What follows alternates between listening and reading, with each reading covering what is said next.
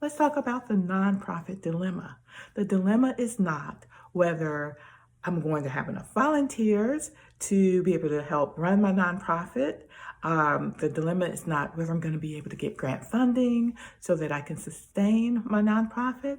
The dilemma is simply getting started. You have this great idea, this mission, you're going to make the world a better place. You're going to feed people that are hungry. You're going to create a safe space for, I don't know, battered women. So many great ideas, but these ideas require you being able to get started. So from your head to the paper, that's great. But now, guess what? It costs money to actually get started. You've got to start at the state level. You've got to incorporate your nonprofit at the state level. Then you need to become a 501c3 tax-exempt organization.